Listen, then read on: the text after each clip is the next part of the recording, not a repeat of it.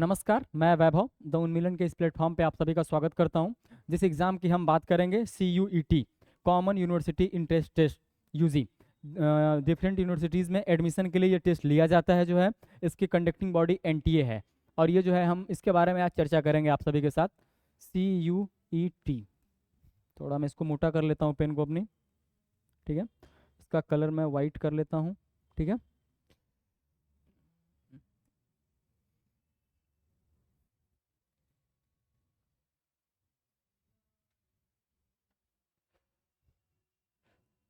CUET UG 2024, ठीक। Conducting body इसकी NTA है, नेशनल टेस्टिंग एजेंसी। ये एग्ज़ाम लेती है जो है। मैंने बताया डिफरेंट यूनिवर्सिटीज़ में एग्ज़ाम एडमिशन के लिए एग्ज़ाम लिया जाता है, जैसे BHU, DU, JNU, अलीगढ़ और आपका इलाहाबाद यूनिवर्सिटी। इसको इसके साथ साथ करीब करीब 200-250 यूनिवर्सिटीज़ इसके अंतर्गत आती हैं और हम जो है उसके लिए तैयारी करेंगे। और हम जिस पेपर की तैयारी करेंगे, जनरल टेस्ट का पेपर। जनरल टेस्ट में 60 क्वेश्चन होते हैं, 50 हमें करने होते हैं। और जो है ये जो कॉम्बिनेशन, जब भी आप फॉर्म भरोगे NTA का डिफरेंट यूनिवर्सिटीज़ के लिए, तो ये कॉम्बिनेशन यहाँ काम आता है जनरल टेस्ट का।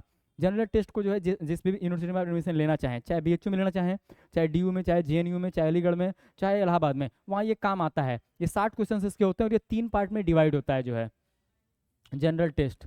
यहाँ आपके 60 क्वेश्चन होते हैं, इसमें से आपको 50 करने होते हैं। 50 वो क्वेश्चन जो आपको सबसे बढ़िया से आ रहे हों वो आपको करने होते हैं। आप 51, 52, 53 करोगे तो वो पहले 50 लेगा, बाद के 3 छोड़ देगा, तो इसका ध्यान रखिएगा जो है खास तौर पे। और ये 3 पार्ट्स में डिवाइड होता है, मैथमेटिक्स,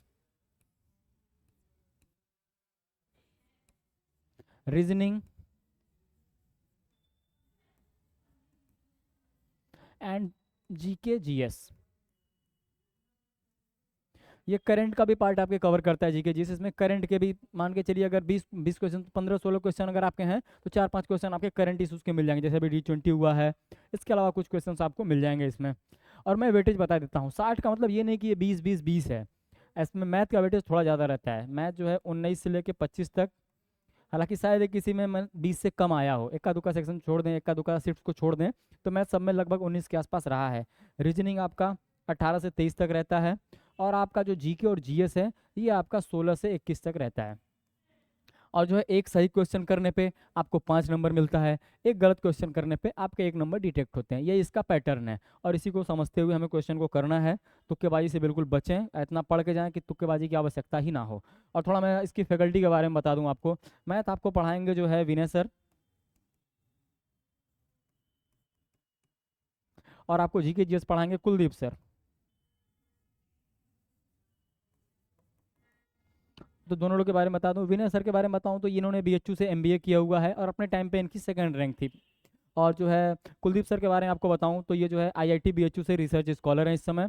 और मैं आपको रीजनिंग पढ़ाऊंगा। मैंने BHU से BCom किया हुआ है और मैं अभी जो है मास्टर्स कर रहा हूँ जर्नलिज्म में बनारस हिंदू यूनिवर्सिटी से ही। तो आपके तीनों ही टीचर्स ने ये एग्ज़ाम दिया हुआ है और क्रैक किया हुआ है हमने अच्छे नंबरों के साथ।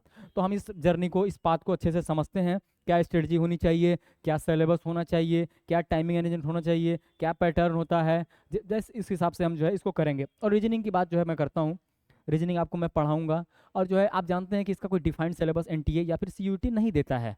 तो इसके लिए हमने क्या किया, जितने इन्होंने पेपर दिए हुए हैं पिछले 2 सालों में, हमने सारे ही क्वेश्चन पेपर्स को देखा है और उसके बेस पे एक सिलेबस बनाया है मोटा मोटा, जो मैं अभी आपके सामने डिस्कस करूंगा। और सिलेबस को जान लेना बहुत ज़रूरी है एग्जाम शुरू करने से पहले, क्योंकि आपको जो है ये गधे वाली मेहनत नहीं करनी, स्मार्ट काम करना है। जितने की ज़रूरत है, जो ज़रूरी है, जो आता है, जो आया है, जिसके आने की संभावना है, सिर्फ उसी को हम पढ़ेंगे।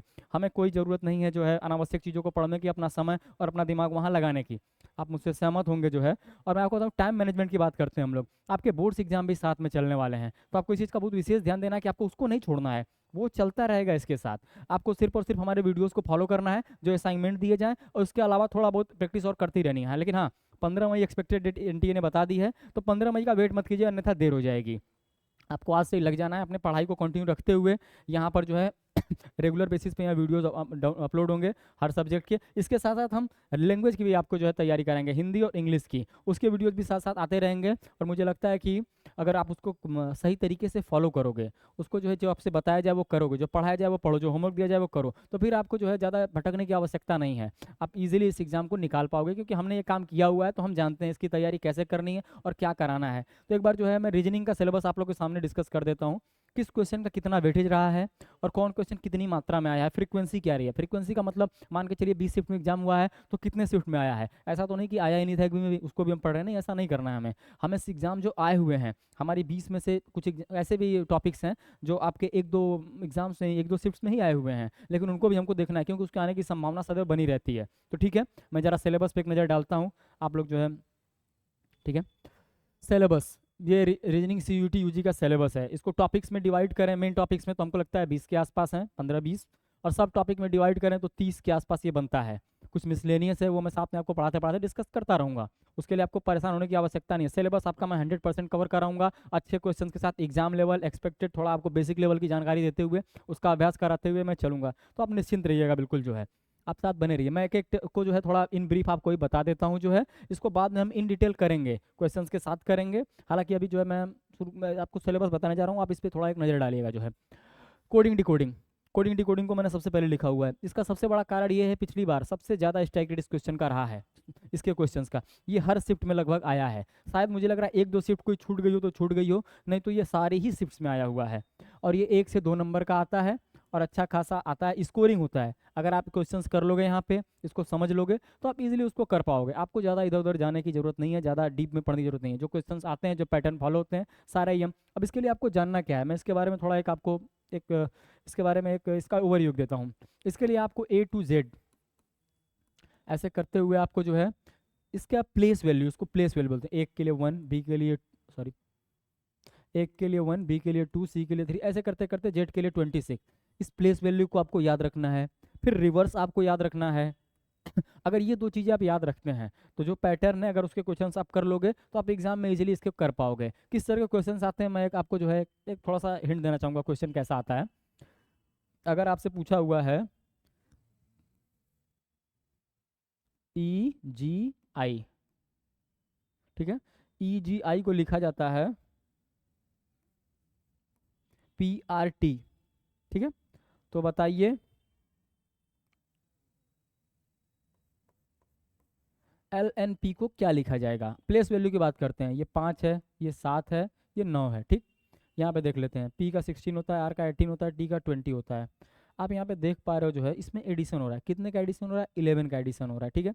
अब यहाँ वही पैटर्न है, प्लेस वैल्यू आपको पता है, इसकी 12 है, इसकी जो है 14 है, इसकी 16 है, सब में 11 ऐड कर देते हैं। 12 में 11 हमने जोड़ा 23, 23 W का होता है, 14 में हमने 11 जोड़ा 25, 25 Y का होता है, यहाँ 11 हमने जोड़ा 27 आ गया। अब हमें तो 26 तक ही पता है, अब क्या करें। देखिए जब भी इस तरह की सिचुएशन आए तो 26 से फिर एक के काउंट शुरू कर दिया जाएगा, यानी 26 तक तो जेड हुआ और हमारा 27 हो जाएगा A, तो यहाँ पे हो जाएगा A।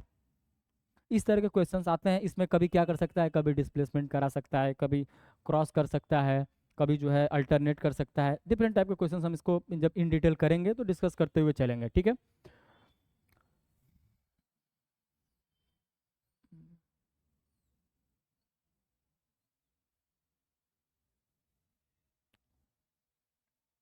ठीक है, अगला टॉपिक हमारा अल्फा न्यूमेरिक सीरीज, ये भी 1 से 2 नंबर का आता है जो है, और ये कैसा आता है मैं आपको बताता हूँ। ये आएगा एक 17, 18 या ज़्यादा के 20 तक की भी हो सकती है, 15 तक की भी हो सकती है। एक अल्फा न्यूमेरिक सीरीज होती है, इसमें अल्फ़ाबेट्स होते हैं, वर्ड्स होते हैं और सिम्बल्स होते हैं, उनकी एक सीरीज होगी। उसमें आपसे पूछ देगा लेफ्ट से 4th नंबर पे कौन है, या लेफ्ट से जो 4th है उसके 3rd राइट में कौन है, या 4th राइट में कौन है। उसका एक मैं थोड़ा सा एग्जाम्पल आपको देता हूँ, आप देखोगे तो आप बेहतर समझ पाओगे। लाइक लिखा हुआ A hash dollar sorry and B3C4 9 percentage greater than 8, ठीक है। अभी बोलेगा कि लेफ्ट और राइट हैंड को थोड़ा आप समझ लो कि जब भी आप पेज की तरफ फेस करते हो तो आपका जो लेफ्ट है वही आपका लेफ्ट है, आपका जो राइट है वही आपका राइट है, और क्वेश्चन के लिए भी यही सेम टू सेम फॉलो होता है। तो अभी बोले राइट एंड से 3rd पे कौन है, हमारा एंड का साइन है। अभी बोलते कि इसके 3rd राइट कौन है, सॉरी माफ कीजिएगा, लेफ्ट हैंड से 3rd पे कौन है, इसके 2nd राइट कौन है। तो 2nd राइट समझिए, एक के गैप पे दूसरा 3, इसके 2nd राइट 3 है। यही आपको समझना है और यही आपको करना है, इसको आप करते रहेंगे, इसका अभ्यास आप करेंगे तो निश्चित तौर पे आप सवालों को बहुत आसानी से कर पाएंगे जो है, ठीक है। अगला टॉपिक हम समझते हैं सीरीज। सीरीज को आप समझिए ये 1 से 2 नंबर का आता है। जब इसके क्वेश्चंस हम डिस्कस करेंगे तो इसके ढेर सारे पैटर्न्स पे सवाल करेंगे। और ये समझिए ना, ये बहुत स्कोरिंग अल्फान्यूमेरिक सीरीज की मैं बात कर रहा हूँ, ये बहुत स्कोरिंग, अगर आ गया तो ये आपको 100% नंबर दे के जाएगा। और इस पर आप मेरा विश्वास करिए, अगर आपने इसके 10-15 सवाल प्रैक्टिस किए हुए हैं तो आप सारे ही करके आओगे जो है, आपको बिल्कुल घबराने की जरूरत नहीं है। सिलेबस बड़ा है पर डीप नहीं है इसका, आप क्वेश्चंस किए रहोगे तो बहुत आसानी से आप कर पाओगे उसको जो है, ठीक है। सीरीज सीरीज जो है ये भी 1 से 2 नंबर का आता है। थोड़ा इसको मैथमेटिकल लेके चलते हैं हम। यहाँ क्या होता है कि सीरीज कुछ दी रहेगी, 5-6 वर्ड अंक दिए रहेंगे आपको, और बताएगा अगला नंबर क्या होगा। एक एग्जांपल मैं देता हूँ, जैसे 2, 4, 6, 8। अभी आपसे पूछा कि क्या होगा 10, इजीली आप बता पाओगे। इसी ऐसे ही क्वेश्चंस आते हैं, कभी एडिशन होगा, कभी सब्सट्रैक्शन होगा, कभी मल्टीप्लिकेशन होगा, और कभी डिवीजन होगा। कभी गैप आपका स्क्वायर का हो सकता है, कभी क्यूब का हो सकता है, कभी डबल डिफरेंस हो सकता है। उस पर ढेर सारे क्वेश्चंस हम करेंगे जब इसको इन डिटेल हम देखेंगे।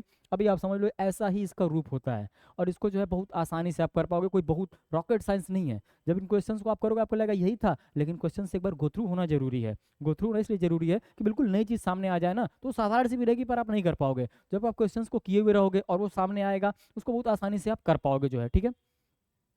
यहाँ पे आप देख रहे हो 2 का गैप है, 2 का गैप है, 2 का गैप है, 2 का गैप है, तो ये 12 हो जाएगा। और कुछ ऐसे ही क्वेश्चन आते हैं थोड़ा ऊपर नीचे, थोड़ा इससे डिफिकल्ट हो सकता है थोड़ा बहुत, ठीक है। हाँ, ठीक है। ऑर्डर एंड रैंकिंग, ऑर्डर और रैंकिंग को आप समझो। एक लाइन है, एक लाइन है, उसमें कुछ लोग बैठे हुए हैं। एक पर्टिकुलर पर्सन को हम उठाते हैं, बोलते हैं हम राम जो है राइट एंड से 7th पे है। राइट लेफ्ट का फिर समझना कि जो आपका राइट है वही राइट है, जो आपका लेफ्ट है वही पेज का भी लेफ्ट है। अभी बोलते हैं राम राइट एंड से 17th पे है, ठीक है। ये हमारे राम बैठे हुए हैं, ये 17th पे हैं, ठीक है। और बोला जाए यही पर्सन लेफ्ट से 15वें पे हैं, ठीक है, लेफ्ट से 15वें पे हैं। अभी बोलेगा इस लाइन में टोटल लोग कितने हैं, तो आप क्या करो, आप दोनों को ऐड कर लो, 15 और 17 -1 कर लो, ठीक है। 15-17 आपका कितना हो गया, 32 हो गया। 32 में से एक गया, कितना हो गया, 31 हो गया। टोटल 31 लोग आपकी लाइन में हैं। अब ये -1 क्यों हुआ इसको आप समझना, ये 17th और 15th, तो ये 2 बार काउंट हो रहा है। 17 की काउंटिंग हुई, 15 की, तो है तो एक ही आदमी, पर काउंट 2 बार हो गया, तो उसको हमने घटा लिया। अभी इसमें क्वेश्चन और मैं बताता हूँ और वेराइटी कैसे आ सकती है। बोलेगा राम 17 से राइट से 17 पे है, लक्ष्मण लेफ्ट से 14th पे है, दोनों के बीच में 4 लोग बैठे हुए हैं, तो बताइए टोटल कितने लोग हैं। इस तरह क्वेश्चन है। इसमें कभी कभी ओवरलैपिंग का भी कॉन्सेप्ट आता है। जब हम क्वेश्चंस को करेंगे तो मैं आपको बहुत अच्छे से उसको समझाऊंगा, आप उसको देखोगे। उसका देखिए अप्रोच है, काउंटिंग वैल्यू काउंटिंग अप्रोच भी है, और उसका एकदम simple line by line approach भी है। मैं दोनों आपको समझाऊंगा, आप दोनों कर लेना, क्योंकि जानना बहुत जरूरी है। और उतना समय की कोई बहुत बाध्यता नहीं होती है। आप ठीक ठाक टाइम लेके भी सवाल अगर सही कर पा रहे हो तो ज़्यादा अच्छा है। मैं ट्रिक्स भी आपको बता दूंगा कि ये ऐसे होता है, ऐसे ऐड वैड करके आप कर लोगे, मैं बता दूंगा वो। पर वो उसको जानने से पहले ये बेसिक चीज़ भी जानना जरूरी है, ठीक है।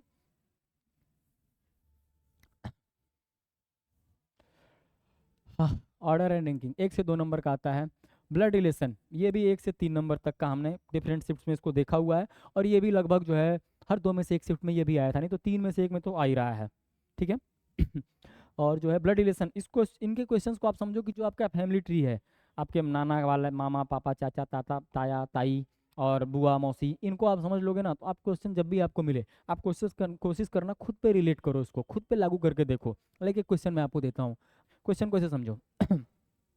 क्वेश्चन को आप ऐसे समझो कि मैं जो हूँ, आपसे पूछता है कि आप एक पर्सन है, एक तस्वीर की तरफ देखते हो, आप क्या कहते हैं, आप कहते हैं ये तो तस्वीर में है ना, ये तस्वीर में है, ये मेरे माता जी के पिताजी के, मेरे माता जी के पिताजी के इकलौते लड़के का लड़का है, ठीक है। तो वो आपसे कैसे रिलेट हुआ, मेरे माता जी के पिताजी के इकलौते लड़के का लड़का है, ठीक। ये मेरी माँ हुई, इनके पिताजी पहले ये मैं हुआ, मी, ये मेरी माँ हुई, और ये इनके पिताजी हुए। मैं जेंडर करता जा रहा हूँ, ये इनके पिताजी हुए, ठीक है। अभी इनका इकलौता लड़का, मेरी मम्मी के भाई, ठीक है, भाई मतलब भाई लिख लेते हैं। इनका लड़का मुझसे कैसे रिलेटेड है, यही क्वेश्चन था। अब इनका लड़का कोई होगा, अभी ये क्या होगा, ये मेरा ममेरा भाई हुआ, ठीक है। ये ऐसे ही क्वेश्चन आते हैं, थोड़ा ये जब आप किए रहोगे आप इसको आसानी से समझ पाओगे। और जब हम इसको करेंगे इन डिटेल में इसके बारे में, इसके ढेर सारे क्वेश्चन, इसके ढेर सारे कॉन्सेप्ट, इसकी ढेर सारी प्रैक्टिस हम करेंगे, फिर हम इसको इजीली कर पाएंगे। और क्वेश्चन में आपके आंसर, सॉरी ऑप्शन में आपके दिया रहेगा ममेरा भाई, चचेरा भाई, फुफेरा भाई, तो आप यहाँ इजीली टिक कर पाओगे कि ये ममेरा भाई है जो है, ठीक है, ठीक है। अगला जो है डायरेक्शन एंड डिस्टेंस 1 एंड 3, ये भी 1 to 3 मार्क्स है और ये भी हर दूसरी शिफ्ट तीसरी शिफ्ट में ये भी आता रहा है। इसके बारे में थोड़ा सा मैं समझूँ, जैसे आप कहीं पे खड़े हो, जैसे आप इसके लिए आपको दो चीज़ों की जानकारी होना बहुत जरूरी है, right left, north south east west, अर्थात एक दिशा का ज्ञान और एक दाएं बाएं का ज्ञान। ठीक है, तो दाएं बाएं के लिए मैं आपको एक चीज़ समझा देता हूँ जो है, दिशा को समझिए। जब भी आप कॉपी की तरफ करेंगे मुंह ना, तो ऊपर की तरफ आपका नॉर्थ होता है, एग्जैक्ट उसका उल्टा साउथ होता है। आपके दाहिने हाथ को ईस्ट होता है और बाएं हाथ को वेस्ट होता है, राइट को ईस्ट लेफ्ट को वेस्ट। ठीक है, हम लोग बोलते भी हैं पश्चिमी सभ्यता लेफ्ट, ठीक है, ये सही नहीं है। ठीक है, हम लोग बोलते हैं ऊपर की तरफ हमेशा देखिए हमारा नॉर्थ होगा, जस्ट इसका अपोजिट साउथ होगा, और जो है राइट हैंड पे हमेशा ईस्ट होगा, लेफ्ट हैंड पे हमेशा वेस्ट होगा। इसका 2-4 क्वेश्चन की आप प्रैक्टिस करोगे तो ये आपको याद हो जाएगा। और राइट लेफ्ट का आप ऐसा समझो कि आपकी मूवमेंट है ऊपर की तरफ है, तो ये आपका राइट होगा, ये आपका लेफ्ट होगा। हमेशा खुद को एज्यूम करना, जिधर भी वो जा रहा है खुद को एज्यूम करना, तो अपने राइट लेफ्ट से इसका राइट लेफ्ट समझते रहना। मैं क्वेश्चन दे रहा हूँ, एग्जाम्पल से मैं आपको समझा रहा हूँ यहाँ। ठीक है, एक पर्सन है, क्वेश्चन में देगा ये 30 मीटर नॉर्थ में चलता है, ठीक, ये नॉर्थ में गया 30 मीटर, ठीक, वहाँ से राइट मुड़ा और इसने 20 मीटर चला, 20 मीटर का सफर तय किया। 20 मीटर चला सही शब्द नहीं है वर्तनी की दृष्टि से, ठीक है, हिंदी भी मैंने आपको थोड़ी सी बता दी यहाँ पे। और जो है, और यहाँ से लेफ्ट मुड़ता है और चलता है 10 मीटर, ठीक, ठीक है। क्वेश्चन इसमें 3 से 4 तरह के क्वेश्चन आते हैं, मैं बता दे रहा हूँ। यहाँ पहली चीज पूछेगा अभी इसका मुंह किस डायरेक्शन में है, आपको अगर नॉर्थ साउथ ईस्ट वेस्ट का ज्ञान है तो ये किस दिशा में है, ये नॉर्थ में देख रहा है। अभी पूछेगा जहाँ से ये चला था वहां से किस डायरेक्शन में, आप यहाँ से चले थे और आप हो कहाँ पे, यहाँ पे, अर्थात कि नॉर्थ ईस्ट ठीक है। और जो है इसके बाद जो है एक चीज़ और आपसे पूछेगा कि आपने डिस्टेंस कितना ट्रेवल किया है। जब भी डिस्टेंस ट्रेवल की बात आए तो दो चीज़ों का ध्यान रखिएगा, उसमें लिखा होता है कुल दूरी यानी जो है टोटल डिस्टेंस, या फिर न्यूनतम दूरी यानी कि जो है शॉर्टेज डिस्टेंस। तो जब भी शॉर्टेज डिस्टेंस की बात करें तो यहाँ से यहाँ तक पाइथागोरस आपका लगेगा, और टोटल की बात करें तो 30, 20 और 10। अभी इन ब्रीफ हम इसको देख रहे हैं, जब हम डिटेल में इसको पढ़ेंगे आप विश्वास करो मेरा, आप जो है 4-5 क्वेश्चन करते करते इसमें इतने पारंगत हो जाओगे कि कोई भी सवाल आपसे छूटेगा नहीं। और ये जब भी आए इसको तुरंत देखते ही करिएगा, ये छोड़ने के लिए नहीं होता है, ये आता है तो बहुत स्कोरिंग है और इसको हमेशा कीजिएगा एग्जाम में, ठीक है ये साला सिटिंग अरेंजमेंट, ये 1 से 4 नंबर, ये थोड़ा इंपॉर्टेंट हो जाता है। इंपॉर्टेंट क्यों हो जाता है, क्योंकि एक शिफ्ट या 2 शिफ्ट में हमने देखा है ये 4 नंबर तक का आया हुआ है, इसके अलावा कोई एक टॉपिक ऐसा नहीं है जो 4 नंबर तक का आया हुआ है, तो इसको पढ़ना बहुत जरूरी है। और इसका भी स्ट्राइक रेट आप समझो कि 4 में से नहीं 5 में से 2 में मान के चलो, 5 में से 2 में या फिर आधा ही मान के चलो, ये आता है जो है, मतलब हर दूसरी शिफ्ट में पकड़ के चलो आप ऐसा। तो इसके बारे में थोड़ा बहुत हम पढ़ेंगे, विस्तार से पढ़ेंगे, थोड़ा बड़ा टॉपिक होगा ये, पर अभी मैं बताता रहा हूँ इसके लिए आपको जानना क्या क्या चाहिए। इसके लिए भी आपको नॉर्थ साउथ ईस्ट वेस्ट का ज्ञान होना चाहिए, इसके लिए भी आपको राइट और लेफ्ट का ज्ञान होना चाहिए, उसके साथ कुछ एडिशनल टर्म्स हैं, second left, fourth left, left to left, second left, third left, fourth left, ये सब मैं अभी दिखा दे रहा हूँ आपको, इसको आप समझ जाइए जो है, ठीक है। जैसे कोई बैठा हुआ है यहाँ पे मान लो बैठे हुए राम जी नॉर्थ फेसिंग है, और बोले इनके सेकंड राइट बैठे हुए मोहन जी, सेकंड राइट आप समझो एक के गैप पे दूसरा, ये हो गया सेकंड राइट, ये हो गया हमारे मोहन जी। अभी बोले कि इनके सेकंड लेफ्ट पे जो है श्याम जी बैठे हुए हैं, तो एक छोड़ के दूसरा, ये हमारे श्याम जी हो गए, ठीक। और क्वेश्चन इसमें 2 तरीके के आते हैं, लीनियर और सर्कुलर। लीनियर आपका नॉर्थ और साउथ फेसिंग में आ सकता है, ईस्ट वेस्ट भी आ सकता है, थोड़ा रेयर है, कम आता है। और आपका जो सर्कुलर है इन साइड या आउट साइड आ सकता है, या बोथ भी आ सकता है, पर ये भी रेयर है, ये बोथ वाला मैंने अभी नहीं देखा है जो है, अगर आया होगा तो आया नहीं होगा तभी मैं पढ़ाऊंगा आपको, और आप उसको इजीली कर पाओगे एग्जाम में जो है, ठीक है। हमको तैयार रहना है हमेशा थोड़ा सा ऊपर के लिए, ऐसा तो नहीं अब तक नहीं दिया तो आगे नहीं देगा, जब हम पढ़ेंगे तो उसको भी साथ साथ डिस्कस करते हुए चलेंगे।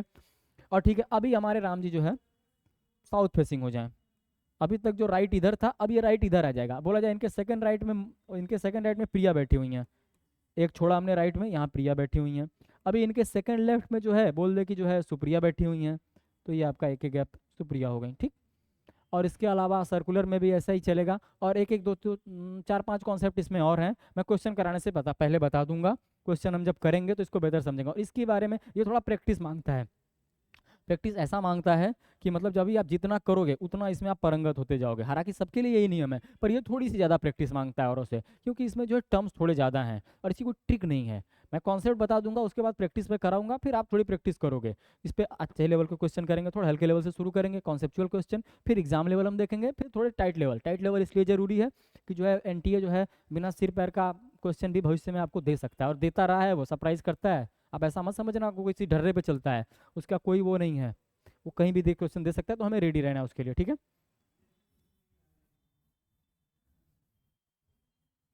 और इसके अलावा सेलोगिज्म, ये भी 1 से 2 नंबर का आता है। अगर आप में से किसी ने किसी कम्पिटिटिव एग्जाम की तैयारी नहीं की होगी या नहीं एग्जाम दिया होगा तो इसके ये आपके लिए थोड़ा नया टर्म है। यहाँ जनरली जो एनटीए क्वेश्चन आते हैं सम और ऑल पे आते हैं। हालांकि हम उससे ऊपर लेवल की प्रैक्टिस भी करेंगे और कॉन्सेप्ट भी समझेंगे उसके, पर सम और ऑल को थोड़ा आप समझ लो। जैसे बोलेगा सम ए आर बी, ये ए है ये बी है, सम ए आर बी। और क्वेश्चन में जितना कहा जाए आप उतना ही समझना और सुनना है। जबरदस्ती का खुद से दिमाग नहीं लगाना कि ऐसा लिखा है तो वैसा भी होगा ऐसा भी होगा। आपको क्वेश्चन में जितनी जानकारी दी हुई है उसी जानकारी के आधार पे कुछ स्टेटमेंट दिए होते हैं, कुछ कंक्लूजन दिए होते हैं। स्टेटमेंट के आधार पे हमारा फिगर बनता है और कंक्लूजन के आधार पे हम आंसर देते हैं, ठीक है। और ऑल का मतलब अगर बोल दे ऑल ए आर बी, तो ये ए है, इसके अंदर सभी ए बी है, इसके अंदर पूरे तरीके से। इसके भी 2-3 इमेज बनते हैं, वो मैं जब क्वेश्चन कराऊंगा तो उसको मैं समझाता हुआ चलूंगा। और हम जब क्वेश्चन इस पे जितने क्वेश्चन करेंगे आपको लगेगा हाँ ऐसा था, इजी तो था। जब क्वेश्चन करोगे आप समझोगे तो आपको लगेगा हाँ डूएबल है। पर क्वेश्चन से गो थ्रू होना, मैं फिर कह रहा हूँ, बहुत जरूरी है। नई चीज़ पहली बार सामने आ गई, आप आसान होगा पर नहीं कर पाओगे या टाइम लगेगा फिर। तो इसीलिए जो है क्वेश्चन से एक बार गो थ्रू होना बहुत जरूरी है। तो जो है इसको भी साथ साथ करते रहिएगा, क्वेश्चन को हम देखते रहेंगे और उसको करते रहेंगे, ठीक।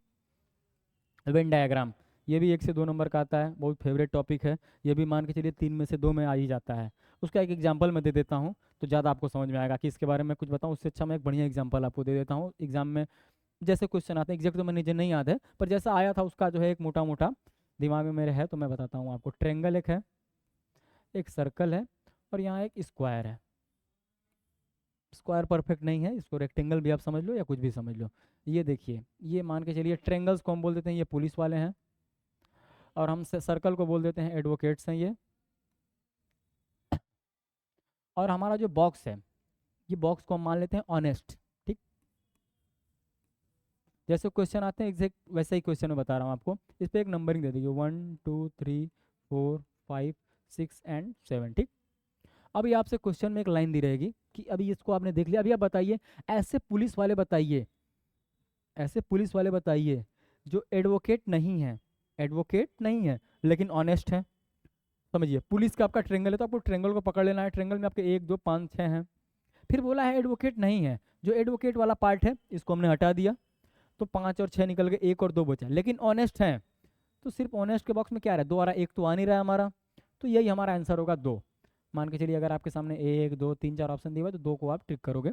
5 ऑप्शन होते हैं, एक करने पे 5 नंबर मिलता है, सॉरी 4, एक सही करने पे 5 नंबर मिलता है और एक गलत करने पे डिडक्ट होता है 1 नंबर आपका, ठीक है। ठीक है, अगला टॉपिक है क्लॉक, कैलेंडर और डाइस। इन तीनों को मैं एक साथ बता रहा हूँ, और ये तीनों मान के चलिए तीनों में से तीनों मिला के भी चलें तो एक शिफ्ट में 2 से 3 नंबर ये आता ही आता है।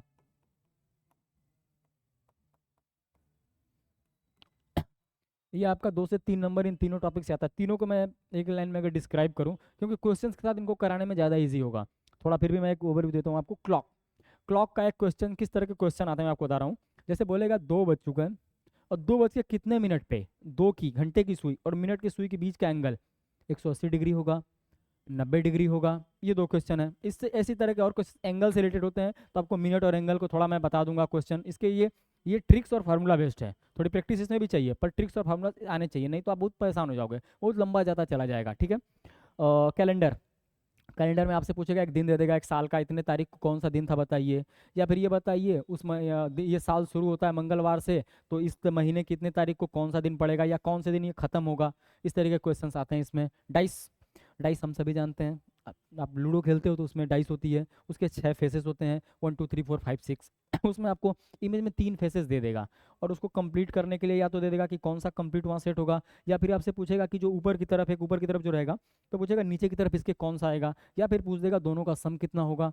समझ रहे हैं आप, इस तरह के क्वेश्चंस आते हैं, ठीक है। मिसलेनियस, बहुत सारे ऐसे टॉपिक्स हैं, सब टॉपिक्स हैं जो हम करते हुए आपको ऐड कराते हुए चलेंगे। और ये मिसलेनियस मैंने इसलिए लिखा है क्योंकि सच में बहुत सारे टॉपिक्स हैं, सब टॉपिक्स हैं और हम सबको कवर करेंगे, ठीक है। आप बिल्कुल निश्चिंत रहिएगा कि यहाँ नहीं लिखा है तो नहीं कराएंगे, ऐसा नहीं है। यहाँ नहीं लिखा है फिर भी मैं कराऊंगा जो है, और पूरी तरीके से कराऊंगा आपके साथ। सिलेक्शन के दिन तक, रिजल्ट के दिन तक हम आपके साथ बने हुए जो हैं। एडमिशन के बाद ये आपकी इच्छा बने रहते हो साथ या नहीं, पर एडमिशन के दिन तक हम आपके साथ हैं। और जो है, और इसके बाद analytical part, cause and effect, decision making, statement related problems. Cause and effect, एक सिचुएशन दे दी रहेगी, अब उस सिचुएशन में आपसे पूछेगा कि अगर ऐसा हो रहा है तो इसका रिजल्ट कैसा होगा। लाइक तो एग्जांपल आप ऐसे समझो, cause and effect, like railway में घुसने के लिए दरवाजों को दरवाज़ों को कम चौड़ा कर दिया गया है, तो उसका इफेक्ट क्या होगा, लोगों को अंदर जाने में सुगमता होगी, पहला चीज़। दूसरा चीज़, गेट पे भीड़ बढ़ जाएगी, ठीक, दूसरी चीज़ हो गई। तीसरी चीज़ आपसे ये बोल देगा जो है इसकी वजह से लोगों की ट्रेनें छूटने लगी हैं, ठीक। चौथी चीज़ आपसे बोल देगा जो है इसकी वजह से जो है लोगों के घायल होने का खतरा बना रहता है, ठीक। ये 4 ऑप्शन दे देगा, उसमें से अगर कॉज है गेट को पतला किया गया तो इसका इफेक्ट क्या होगा। इफेक्ट आपको आपको जब भी सॉल्यूशन की तरफ जाना है तो आपका अप्रोच क्या होना चाहिए, आप समझो अप्रोच को। आपका अप्रोच हमेशा 3 चीज़ों पे बेस्ड होना चाहिए। अगर ये 3 चीज़ें आपके दिमाग में हैं तो आप हमेशा सही उत्तर दे पाओगे। पहली चीज़, आपको पॉजिटिव रहना है, हमेशा पॉजिटिव सोचना है। दूसरा चीज़, आपको सॉफ्ट सोचना है। तीसरा चीज़, आपको प्रैक्टिकल सोचना है। तो अभी देखिए, जब भी है हमें पॉजिटिव भी रहना है, सॉफ्ट भी रहना है, प्रैक्टिकल भी रहना है। हमारे पास 2 ही स्टाफ हैं, सब स्टाफ हैं, तो हमारे पास अगर किसी को हम सस्पेंड करेंगे तो वो नहीं आएगा काम पे, तो हमारा उससे नुकसान होगा। हमने किसी को हायर किया क्योंकि हमें उसका काम है। दूसरी चीज़, हम किसी को शारीरिक रूप से दंडित नहीं कर सकते, ये हमारे अधिकार का क्षेत्र नहीं है, सॉफ्ट। उसके बाद आपको ये भी चीज़ एक समझनी है, पुलिस केस तो हम कर ही नहीं सकते। पुलिस केस किसी के लेट आने के लिए पुलिस केस कहाँ तक संभव है, ये उचित भी नहीं है और ये काफ़ी इनप्रैक्टिकल है। उसके ऊपर फाइनेंशियल दंड लगाया जा सकता है कि तुम लेट आओगे तो तुम्हें इतने कम पैसे मिलेंगे, या फिर ऐसी चीज़ें चलती रहेंगी। उसके लिए जो भी संभव हो पाए उसको देखने लायक है। हालांकि ये एक एग्जांपल मैंने दिया था सिर्फ आपको, आप इसको ऐसे समझने का बस प्रयास करो कि आपको पॉजिटिव रहना है, सॉफ्ट रहना है, प्रैक्टिकल रहना है, ठीक है। अब इसके अलावा जो है water, mirror and paper images. अभी आप समझिए, जब भी आप शीशे में आप अपने आपको देखते हो तो आपको लगता है आप ही हो, पर वो पता है वो चेंज हो चुका रहता है, आपका राइटी का लेफ्टी हो गया रहता है उसमें। अगर आप राइट हैंड से कोई काम करोगे, आप राइटी हो, तो आप शीशे में देखो कि वो लेफ्टी है सामने वाला, मतलब आप ही हो लेकिन वो लेफ्टी है। इसी को मिरर इमेज बोलते हैं। तो कोई दे देगा, मान के चलिए बी दे दिया यहाँ पे, और बोलेगा इसकी मिरर इमेज बताइए, ठीक है, ये मिरर लगा दिया हमने। अभी 4 ऑप्शन दे देगा, एक बोलेगा ऐसे, एक बोलेगा ऐसे, एक बोलेगा जो है ऐसे, और एक आपसे बोल देगा ऐसे। तो आपको मिरर इमेज बतानी है, समझ रहे हो आप, तो मिरर इमेज आपकी ये होगी, ठीक। इसको आप समझना है, इसकी प्रैक्टिस थोड़ी करेंगे, थोड़े इस पे ज़्यादा क्वेश्चन करेंगे तो इसको हम इजीली करने लगेंगे। हो सकता है पहली बार में आपको थोड़ा डिफिकल्ट लगाओ, पर डिफिकल्ट क्या ही लगेगा इसमें, पर लग भी सकता है, कोई बात नहीं। तो जो है इसको हम क्वेश्चंस करेंगे तो आप इसको ज़्यादा इजीली समझ पाओगे। इसी कोई ट्रिक नहीं है, कोई ट्रिक नहीं है, ज़्यादा से ज़्यादा क्वेश्चन, ज़्यादा से ज़्यादा कॉन्सेप्ट। हालांकि कुछ चीज़ें आपको इसमें पॉइंट नोट करने वाले होते हैं, वो मैं आपको बताऊंगा क्वेश्चंस को कराते समय, उनको आप नोट करोगे तो आप इजीली समझ पाओगे कि ये होता कैसे है। वाटर इमेज, वाटर इमेज में जो आपकी मिरर की प्लेसमेंट यहाँ थी, वो मिरर की प्लेसमेंट आपकी अब यहाँ हो गई। अब इसमें बी लिखा जाए तो इसकी वाटर इमेज पता है कैसी बनेगी, बिल्कुल सेम बनेगी, ठीक है। ध्यान देना आप जो है, अगर ये और ये तो नहीं बनेगी और ये भी नहीं बनेगी, ये बिल्कुल सेम बनेगी वाटर इमेज बी की, ठीक है। इसके अलावा जो है मिरर वाटर हो गया। पेपर इमेज, पेपर इमेज का मतलब पेपर फोल्डिंग, एक पेपर पे एक इमेज होगी। अभी आज उसको खोलेंगे हम तो जस्ट वो डबल हो जाएगी, आप समझो ऐसे, अगर 4 फोल्ड खोलेंगे तो 4 टाइम्स हो जाएगी। हमको इसको समझना है थोड़ा जो है, उसके क्वेश्चंस के साथ ज़्यादा क्लियर होगा। आप समझो कि लाइक एक पेपर है, यहाँ से फोल्डेड है और ऐसे इमेज है। जब इसको हम ओपन करेंगे तो ये कैसा हो जाएगा आपको पता है, ये हो जाएगा ऐसा, ठीक। क्वेश्चन के साथ ज़्यादा समझ में आएगा, आसानी से समझ में आएगा, बेहतर समझ में आएगा, ठीक है। और उसके अलावा figure related problems, figure related problems में देखिए एक बॉक्स होगा, आप समझो कैसा क्वेश्चन होगा, बॉक्स नहीं सर्कल भी हो सकता है। इसमें क्या है, 3 में कुछ बना होगा, अब पूछेगा चौथे में क्या होगा। आप समझो 1, 1 से 2 2 से 3, 3 से यहाँ 4 हो जाएगा, ठीक। हालांकि इतना आसान नहीं होगा, थोड़ा सा इससे टफ होगा। अभ्यास की चीज़ है, वो भी प्रैक्टिस की चीज़ है। क्वेश्चन जब आप करोगे आपको ज़्यादा समझ में आएगा, बेहतर समझ में आएगा। पर मैं बता रहा हूँ सर्कुलर भी हो सकता है ये, ठीक है। इसके साथ साथ इम्बेडेड इमेज का भी कॉन्सेप्ट होता है। लाइक मैं कहूँ ये एक अर्धचंद्र मैंने बनाया, अब ये इम्बेडेड अर्थात छिपा हुआ, कहाँ छिपा हुआ है, एक फुल सर्कल दे देगा, एक ट्रेंगल दे देगा, एक सेमी सर्कल, एक ऐसा दे देगा। तो आपको इसे बताना ये कहाँ छिपा हुआ है। तो आप देख पा रहे हो सर्कल में ये पूरी तरीके से छिपा हुआ है, हालांकि यहाँ भी है, ये मैंने गलत दे दिया जो है, इसको आप ऐसे ना समझो। ये थोड़ा कोनिकल शेप में है, ये हाफ नहीं है, ये हाफ से थोड़ा कम है, तो ठीक है। और इसके अलावा image and shapes counting, image और शेप्स काउंटिंग को ऐसे आप समझो कि स्क्वायर है तो बोल देगा इसमें बताइए कितने स्क्वायर्स हैं। ट्रेंगल है, ढेर सारे ट्रेंगल होंगे, ट्रेंगल काउंट करके होता है। ये भी फार्मूला की चीज़ है, इसके फार्मूला, इसके ट्रिक्स, ये क्वेश्चन करते समय आपको बताऊंगा, आप इजीली कर पाओगे एग्जाम में। उसको जो भी एग्जाम का लेवल है, जो भी एग्जाम में आया हुआ है, उसके उससे थोड़ा कॉन्सेप्चुअल लेवल भी और उससे थोड़ा हाई लेवल भी, दोनों को हम देख के चलेंगे। हम हमेशा थोड़ा आपके लिए तैयार रहना है, ठीक है। अब इसके अलावा जो आज मैं टॉपिक शुरू करूंगा जो है वो है कोडिंग डिकोडिंग। कोडिंग डिकोडिंग मैंने बताया सबसे ज़्यादा स्ट्राइक रेट इस क्वेश्चन का रहता है। आपको 10 में से 9 शिफ्ट में मान के चलो ये आता ही आता है, शायद किसी शिफ्ट में पिछली साल छूट गया हो लेकिन जनरली ये छूटता नहीं है, तो इसके लिए तो रेडी ही रहना है। तो ठीक है, एक बार हम देख लेते हैं जो है, ठीक है। तो जो पहला टॉपिक हम स्टार्ट करेंगे मैंने बताया कोडिंग डिकोडिंग, ठीक है। कोडिंग डिकोडिंग को शुरू करने से पहले 4-5 चीज़ें आप लोग को जाननी जरूरी है, बहुत ज़रूरी है। ए से लेके जेड तक ये आपके ज़बान पे होना चाहिए। ए का 1, बी का 2, प्लेस वैल्यू जिसको बोलते हैं वो ज़बान पे होना चाहिए। और उसका अपोजिट ये भी आपको पता होना चाहिए, इसमें गलती नहीं एफर्ट कर सकते आप, वरना आप फ्री का 1 नंबर 2 नंबर छोड़ के आओगे। इस अगर सिर्फ ये वैल्यूज़ याद कर लेते हो और इस पे 10 20 25 50 10-20 सवाल कर लेते हो आप, तो आप इजीली कर पाओगे। थोड़े और ज़्यादा कर लोगे तो और आसानी से कर पाओगे। डिफरेंट पैटर्न्स इसमें होते हैं, पैटर्न्स मैंने यहाँ पे लिखे हैं, और पैटर्न से पहले हमें कुछ जो चीज़ें जान लेनी चाहिए मैं आपको बता रहा हूँ, आप समझो। A B C D E F G H I J K L M N O P Q R S T U V W X Y Z. अब इनको याद करने के लिए बहुत सारी ट्रिक्स और टिप्स हैं, बहुत सारी हैं, आप नेट पे जाओगे आ जाएंगी, बहुत सारी हैं। पहले जो सबसे कॉमन चलता है जो आपके दिमाग में रहना चाहिए, ईजोटी, ई जे ओ टी वाई। ये 5 के मल्टीपल्स हैं, 5, 10, 15, 20 एंड 25। ये तो आपको भूलना ही नहीं है, ये आपको बिल्कुल पता होने ही चाहिए, ठीक है। इसके अलावा 1 से 5 तक इसको भी याद करने की कोई ज़रूरत नहीं है। ए का 1, बी का 2, सी का 3, डी का 4, ई का 5, ये भी आपको पता होना ही चाहिए। बहुत छोटी सी चीज़ है। 1 2 3 4 5 6 7 8 9 10 11 12 13 14 15 16 17 18 19 20 21 22 23 24 25 26। अभी जितने जितने भी प्लेटफॉर्म पे आप जाओगे, आप जहाँ भी जाओगे, जितने लोग हैं उतने तरीके हैं, ठीक है। सब जिसमें आप कंफर्टेबल हो। हालांकि इसका सबसे अच्छा तरीका है प्रैक्टिस मोर एंड मोर। जितने आप क्वेश्चंस करोगे उतना आप बेहतर इसमें करोगे, ठीक है। मैं थोड़ा जो है, जो जिस तरीके से मैं इसको याद रख पाता हूँ, मैं कोशिश करता हूँ आप लोग को बताने की, आप रिलेट करना उसको, ठीक है। एफ, एफ का 6 है। एफ से एक वर्ड होता है फिक्स, ठीक। और फिक्स किसकी तरह साउंड करता है? 6 की तरह साउंड करता है, ठीक। आपको अभी ये सब बचकाना लग रहा होगा थोड़ा, क्या है कैसे है, पर जब भी आप क्वेश्चन करोगे ना तो आपको रिलेट होगा कि एफ से फिक्स होता है तो एफ का 6, ठीक है। G7, जी का 7। अभी हमारे देश में G20 हुआ था, आपने देखा जो है। इसी तरह एक और संगठन है G7, ठीक है। उस संगठन का नाम दिमाग में आप 2-3 बार रख लीजिए, G7 G7 G7, ठीक है।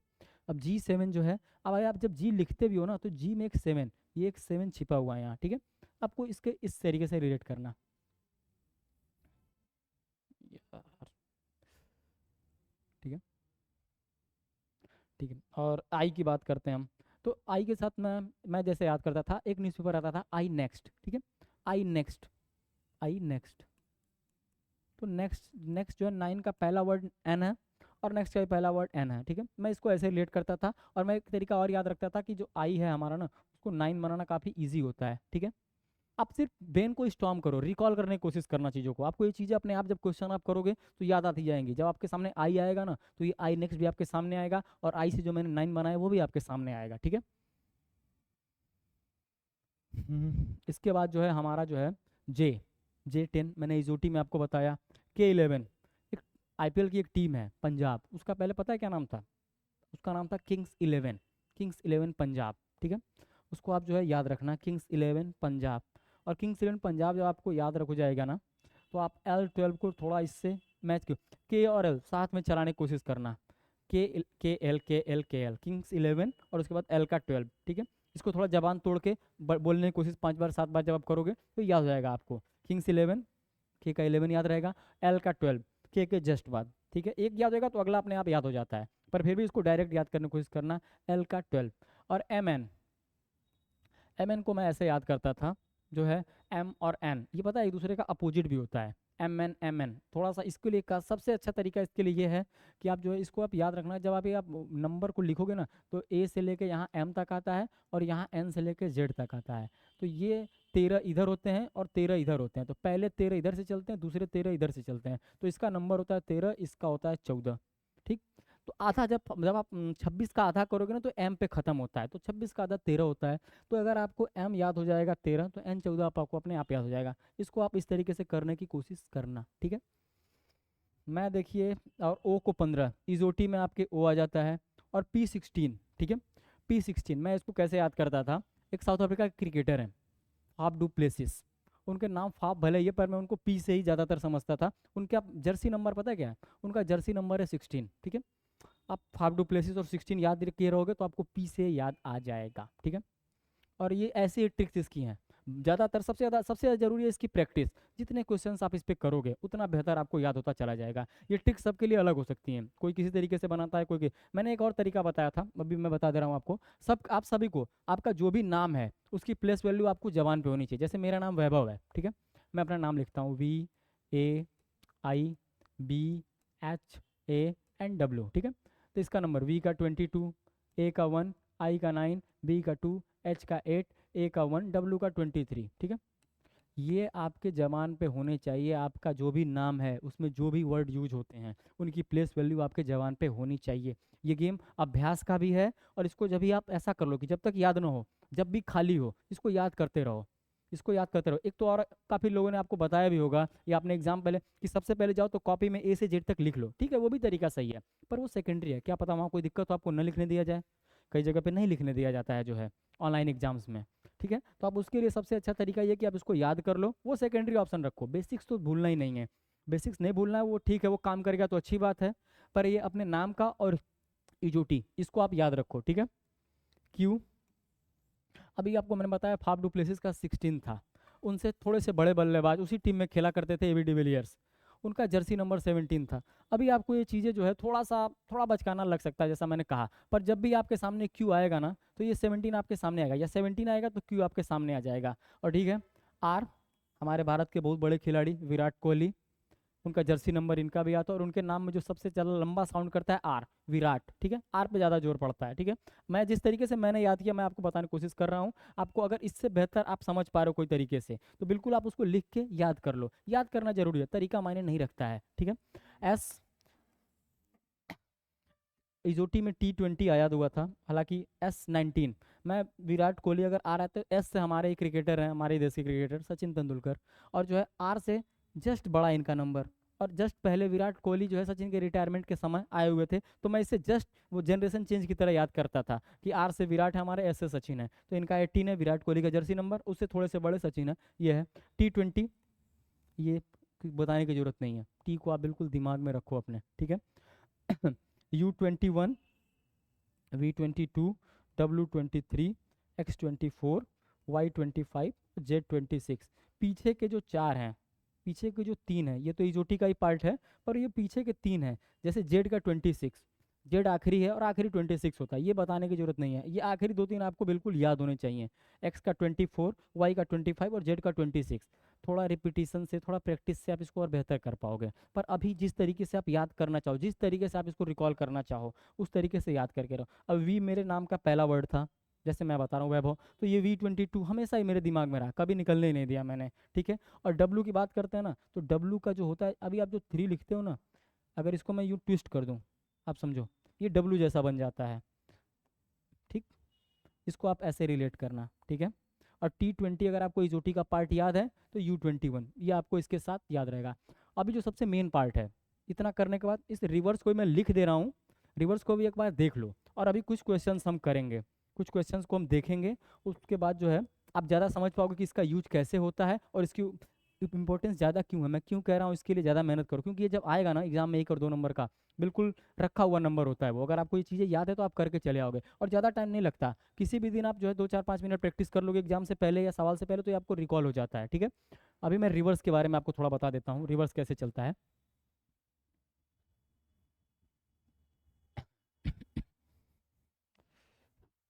रिवर्स मैं लिख दे रहा हूँ, और उसको भी थोड़ा ट्रिक और टिप से कोशिश करता हूँ रिलेट करने की, ठीक है। A B C D E F G H I J, sorry जगह थोड़ी कम हो गई। A B C D E F G H I J K L M। अभी यहाँ से उल्टा चलेगा, NOPQRSTUVW X Y and Z। देखिए ये जो हुआ ये इसका उल्टा है, और ये एग्जाम में इस पे रिलेटेड क्वेश्चन आते हैं। थोड़ा सा इसको मैं भी कोशिश करता हूँ ट्रिक से ही आपको समझाने की। अभी देखिए हम लोग अक्सर एक वर्ड यूज करते हैं ए टू जेड। अभी जैसे इस रूम में ढेर सारा कचरा है, तो मुझे किसी को कुछ काम बोलूंगा तो मैं बोलूंगा ए टू जेड सब सही कर दो या साफ कर दो। ए टू जेड, ठीक है। ए टू जेड। बॉय, ये वर्ड होता है इंग्लिश का एक, बॉय। बॉय मतलब लड़का। बी का उल्टा होता है वाई। आप जब भी बी पढ़ो या वाई पढ़ो तो इसको बॉय से रिलेट करना, आपको उल्टा उसका याद आ जाएगा। और ये ट्रिक्स जो है इसको कोशिश करना फॉलो करने की, और इससे बेहतर आप बना पाओ तो और अच्छा है और अच्छी बात है। आपके खुद के बनाए हुए ट्रिक्स आपको ज़्यादा याद रहेंगे, पर जिस तरीके से मैंने याद किया था ये मेरे बनाए हुए हैं, तो मैं इसके आधार पर आपको बता रहा हूँ, ठीक है। सी एक्स, सी एक्स दोनों साथ बोलो, क्रैक्स। सॉरी, क्रैक्स, क्रैक्स, ठीक है। सी का क्रैक्स। जब हमारे बनारस में, अगर कोई बनारस का होगा, बनारस में एक जगह है उसका नाम बदल दिया गया, पहले वो DLW था, ठीक है, अब वो BLW है। तो ये DLW, आप DLW से इसको याद रखना। अच्छा, आजकल आप रोड पे क्या देखते हो सबसे ज़्यादा, पता है? आप कहीं भी किसी भी शहर में जाओगे ना तो सबसे ज़्यादा चलता है इलेक्ट्रिक व्हीकल्स, आजकल बहुत ट्रेंड में है, ठीक है। EV, इलेक्ट्रिक व्हीकल्स, इसको भी आप रिलेट करना। और वैभव ने इतना पढ़ा दिया, वैभव सर ने इतना पढ़ा दिया, पर चीज़ें याद नहीं होती, तो मुंह से पता है क्या निकलता है? पहली चीज़, उफ। थोड़ा जल्दी जल्दी मैं बता रहा हूँ, आप धीरे धीरे करके देख लेना, पर कोशिश करना एक एक को दो दो तीन तीन बार बोल देना। A to Z, boy, cracks, DLW, EV, electric vehicle, FU, उफ, GT। GT को मैं रिलेट करता था जो है ग्रैंड ट्रक रोड, हमारे घर के काफ़ी पास थी मेरे, तो इसको GT रोड को मैं उसी तरीके से GT रोड करके याद रखता था।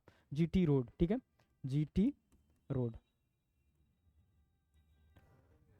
जनरल टेस्ट, सही बात है, जिसकी हम पढ़ाई कर रहे हैं, जनरल टेस्ट भी आप याद रख सकते हो, बहुत अच्छा बताया सर ने। HS, ये एग्ज़ाम जो आप दे रहे हो, आप 12वीं में होगे, इसके 2 साल पहले आपने पास किया होगा क्या, हाई स्कूल, ठीक है। चीज़ों को रिकॉल होंगी, अभी बचकाना लगती हैं चीज़ें, पर जब सवाल आप करोगे तो H का S, S का H आपको याद होगा। आ आप सभी ने जो है कहीं भी एग्ज़ाम देने गए होगे या जीवन में कभी न कभी आपने इंडियन रेलवे से ज़रूर सफ़र किया होगा, भारतीय रेलवे से, इंडियन रेलवे।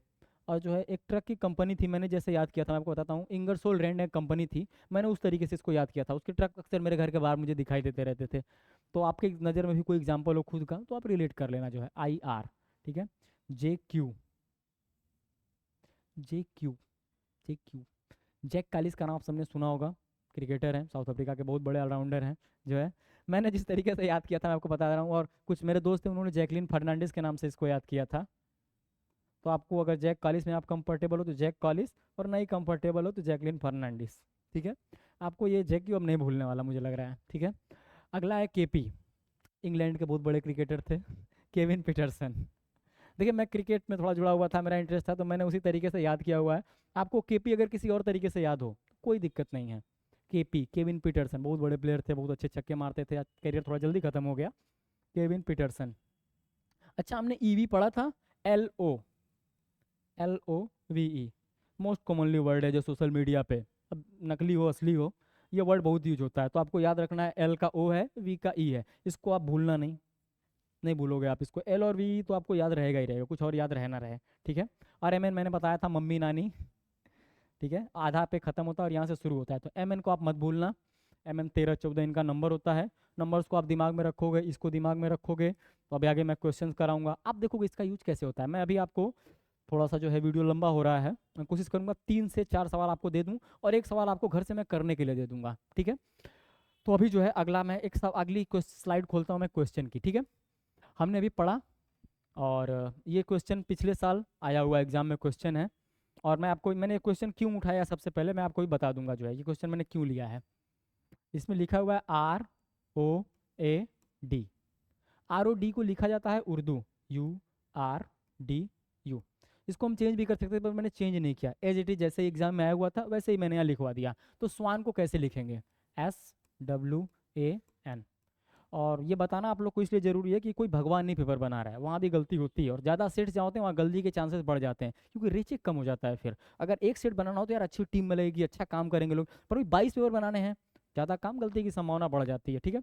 तो R का हमको पता है नंबर कितना है, 18 है, O का हमको पता है 15 है, A का 1 है, D का 4 है, ठीक है। U का कितना होता है भैया, 21, R का होता है 18, D का होता है 4, और U का कितना होता है भैया, U का होता है आपके 21, ठीक है। अच्छा, आप एक चीज़ देख रहे हो, यहाँ भी +3 हो रहा है, यहाँ भी +3 हो रहा है, यहाँ भी +3 हो रहा है, पर यहाँ नहीं हो रहा है, ये तो दिक्कत है। दिक्कत का मतलब ये क्वेश्चन मिसप्रिंट हो गया था, ये क्वेश्चन गलत आया हुआ था, और जिसने भी क्लेम किया होगा पिछले साल उसको 5 नंबर इस क्वेश्चन के मिल गए होंगे। यहाँ पे जो है डी अगर 4 है तो यहाँ पे 7 होना चाहिए, 7 का मतलब जी, ठीक है। और ये भी +3 हो गया। ये क्वेश्चन कराने का यही मकसद था कि वहाँ भी गलती होती है तो कभी किसी क्वेश्चन में बहुत उलझ के समय मत दे देना। सच बात है, समय लिमिटेड होता है, और जो है समय का उपयोग सही दिशा में होना चाहिए, गलत क्वेश्चन में सवर खपाने से नहीं, ठीक है। अब यहाँ हम क्या करते हैं, हमको एस का पता है 19, डब्ल्यू का हमको पता है 23, ए का हमको पता है 1, एन का हमको पता है 14, +3 कर देते हैं हर जगह, ठीक है। 19 + 3 22, 23 + 3 26, 1 + 3 4, और यहाँ पे हो जाएगा हमारा 17। सबका नंबरिंग कर लेते हैं, मैंने कहा था याद रहेगा तो आप जल्दी कर पाओगे। डी मैंने क्या बताया था, ए बी डिविलियर्स, क्यू के जस्ट बाद, फाफ डू प्लेसिस के जस्ट बाद क्यू, ठीक है। अब देख लेते हैं ऑप्शन में हमारा ये है या नहीं। VZDQ आपके सेकंड पे है, ये आप ट्रिक करके चले आना। और ये क्वेश्चन एग्जाम में आया हुआ है और 5 नंबर ये क्वेश्चन देके गया था। अभी अगर आपको प्लेस वैल्यू याद रहेगी तो कोई दिक्कत होगा क्वेश्चन में। देखिए आप सब अंकों को, सॉरी वर्ड्स को, अल्फाबेट्स को देख के आप गलती कर सकते हो, पर नंबर्स में गलती नहीं होती, नंबर्स से हम ज़्यादा फ्रेंडली होते हैं, ठीक है। एक क्वेश्चन और मैं करा दे रहा हूँ, 2 और करा देता हूँ, ठीक है। ये क्वेश्चन यहाँ पे दिया हुआ है, फर्टाइल को लिखा जाता है FGUSMJF, तो बताइए स्पीकर को क्या लिखा जाएगा। चलिए ठीक है, क्वेश्चन को हम एज इट इज लिखते हैं, FERTIL और E, ठीक है, FERTIL, ठीक है। अब नंबरिंग कर लेते हैं हम, ठीक है, नंबरिंग करते हैं, इसको लिख लेते हैं FGUSMJ&F, ठीक है।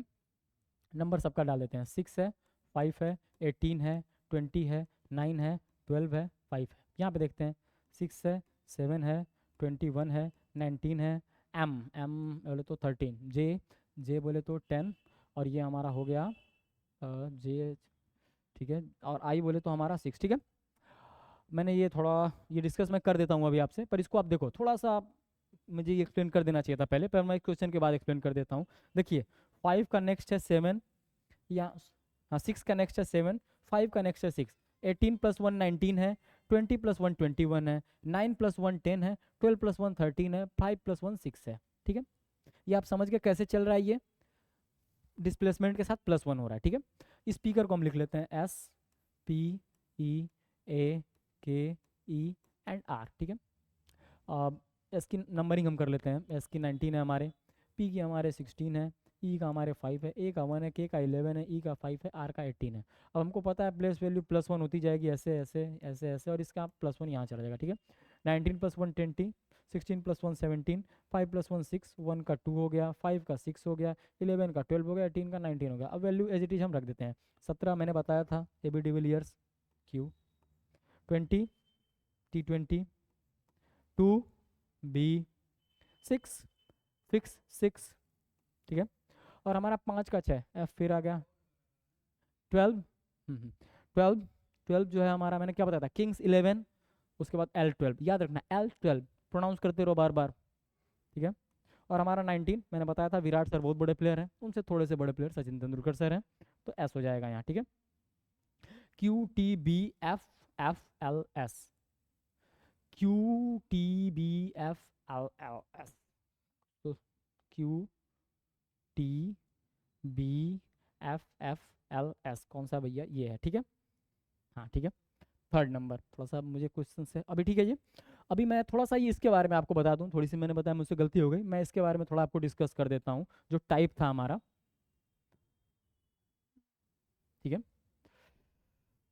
मैं इसको, ओके, टाइप में थोड़ा सा आपको एक व्यू दे देता हूँ, टाइप किस टाइप के क्वेश्चंस आते हैं, ये मुझे क्वेश्चन से पहले बता देना चाहिए था, मैं एक बार इसको देख लेता हूँ, बता देता हूँ, आप समझ जाओ। अपोजिट, अपोजिट आप समझो, अपोजिट मतलब आपको दे दे अगर SMNL को क्या लिखा जाता है, मैंने बताया एस का H होता है, M का N होता है, N का M होता है, L का क्या बताया था, LOVE, लव, ठीक है।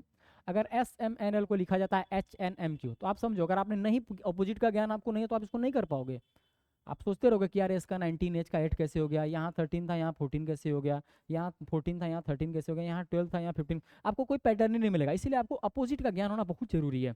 तो ठीक है, अपोजिट क्वेश्चन इस तरीके के आते हैं। अपोजिट के बाद मैंने बोला सम। सम भी मैंने लिखा हुआ है और एडिशन भी लिखा हुआ है, थोड़ा सा आप कंफ्यूज हो सकते हो, तो मैं इसके बारे में थोड़ा क्लियर कर दूं। सम का मतलब जैसे कोई प्लेस वैल्यू है, उसमें कुछ कॉमन जुड़ रहा है, कुछ कॉमन, जैसे 3 3 3 सब में जुड़ रहा है, 2 2 2 सब में जुड़ रहा है, इसको बोलते हैं सम। सम के साथ आप एक समझ जाओ, जहाँ सम है वहाँ फिर घटावा भी होगा, हो सकता है प्लेस वैल्यू में से कुछ माइनस हो रहा हो रेगुलर, ठीक है, ये चलता है। इसके अलावा डिफरेंस, वही सम और डिफरेंस। डायगोनल, डायगोनल आप समझो ये, जैसे यहाँ बी का ए हो गया है, यहाँ सी का बी हो गया है, ये डायगोनल है। डायगोनल कई तरीके से हो सकता है, कभी कभी हो सकता है 3 3 पे भी चले, या फिर कभी कभी ऐसा भी हो सकता है आपका कि ये लास्ट में बिल्कुल चले, हालांकि बहुत रेयर है, बहुत रेयर है ये, सीयूटी के एग्जाम में ये बहुत रेयर है कि ऐसा होगा, पर फिर भी हमें तैयार रहना है। मैं इस पर भी 2 3 क्वेश्चन आपको कराऊंगा ताकि आप बिल्कुल रेडी रहो। हो सकता है एनटीए का दिमाग घूमे और वो टाइट क्वेश्चन ला के खड़े कर दे आपको कि यार ये तो सर ने बताया ही नहीं था, पर क्वेश्चन से आप गो थ्रू रहोगे तो आप इजीली वहाँ पे कर पाओगे, ठीक है।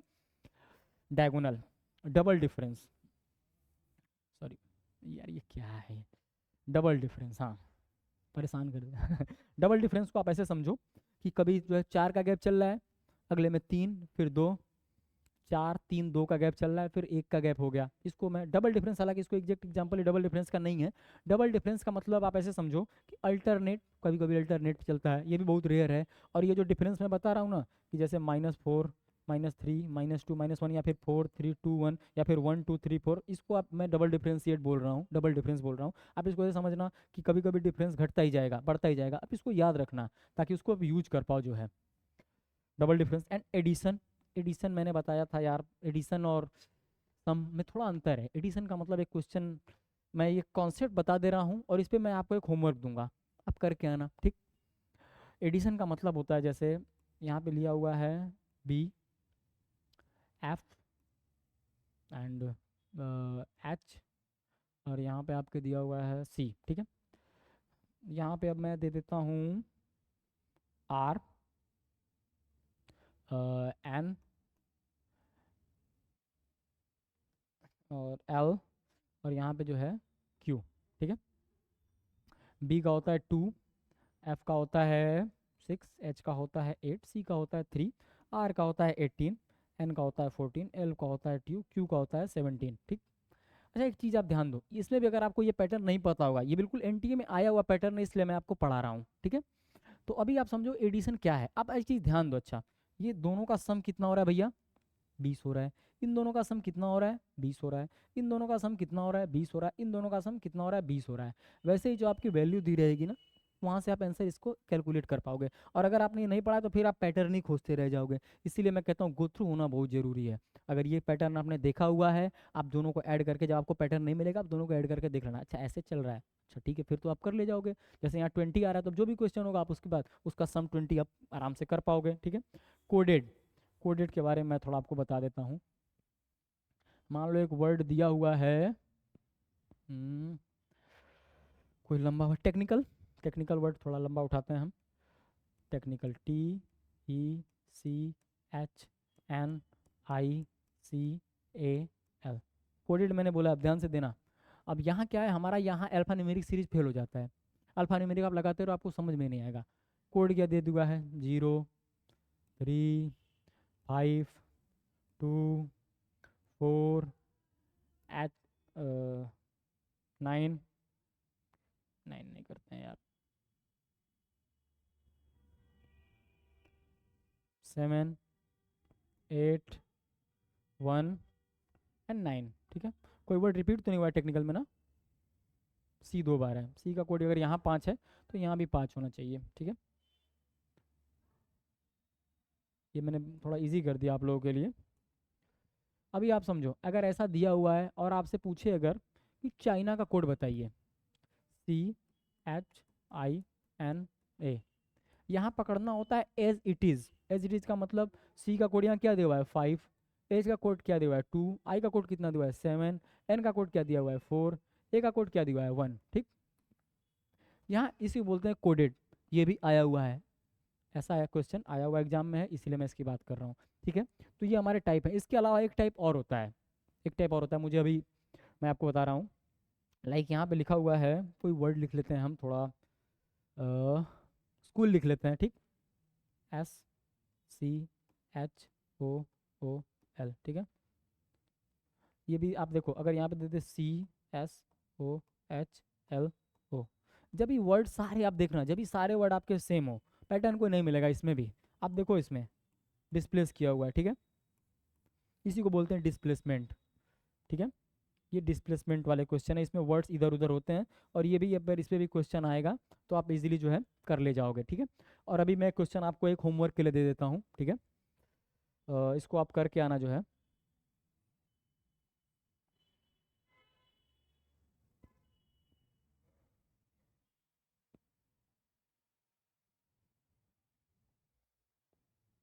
ठीक है, ये क्वेश्चन का आप स्क्रीनशॉट ले लो, या फिर जो है लिख लो पेपर में। मैंने कहा पढ़ते समय पेन पेपर लेके बैठने की आदत बनाइए। बिस्तर में लेट के ईयरफोन ला के पढ़ना बिल्कुल भी इफेक्टिव नहीं है, प्रोडक्टिव नहीं है, समय की बर्बादी है।